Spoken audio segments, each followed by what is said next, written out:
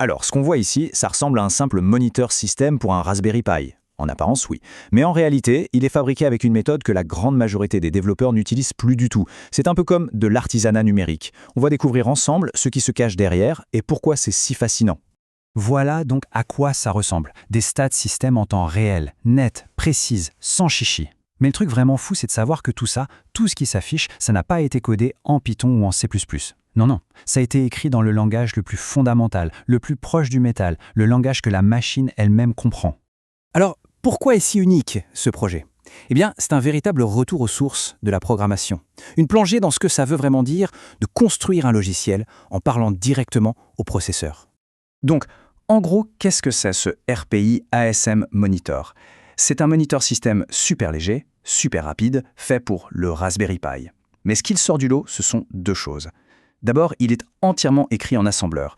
Et ensuite, il parle directement au système d'exploitation Linux sans passer par la bibliothèque standard libc. C'est radical. Voyons un peu ce que ça implique. Et voilà, on y est. C'est là que se trouve tout le challenge et honnêtement toute la beauté de la chose. Le choix de ce langage, l'assembleur, ce n'est pas juste un détail technique. C'est un peu comme choisir de gravir une montagne, mais sans l'équipement moderne. Imaginez, les langages modernes comme Python, c'est comme donner des ordres à un ordinateur en passant par un interprète super doué. C'est pratique, c'est rapide à écrire, on se fait comprendre.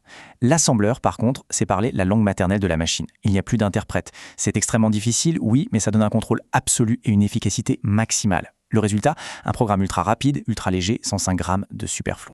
Mais alors, la question qu'on se pose tous, pourquoi s'infliger ça ? Eh bien la réponse, elle est cachée dans un commentaire du code source, elle est juste parfaite. Le créateur, un certain BKTSH, a simplement écrit « just for fun », juste pour le plaisir. Voilà, c'est de la pure passion de codeur, tout simplement. Ok, bon, maintenant qu'on a vu le pourquoi, voyons un peu le comment. Comment ce moniteur arrive-t-il à récupérer toutes ces infos sans aucune aide, sans les bibliothèques habituelles ? Le secret, ça tient en un mot les syscalls, ou appels système.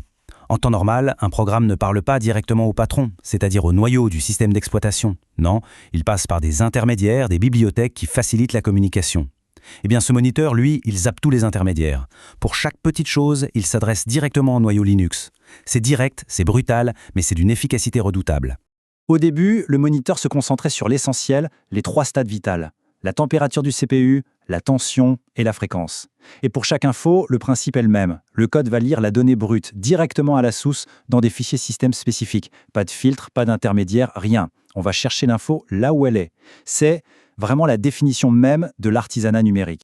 Mais attention, ce projet n'est pas juste une curiosité figée dans le temps. Pas du tout, il continue d'évoluer. On va justement jeter un œil à la dernière version, la 1.9, qui a ajouté des choses vraiment intéressantes. Ça prouve que c'est un projet bien vivant. Voilà un peu le chemin parcouru. Une fois les bases bien solides, température, fréquence, tension, le développeur s'est attaqué à 2 infos super utiles, la charge du processeur et l'utilisation de la mémoire vive. Et en prime, une petite amélioration visuelle bien pensée. Concrètement, qu'est-ce que ça change ? Eh bien, on a maintenant la charge CPU, le L pour load, et l'utilisation de la RAM, le M pour memory.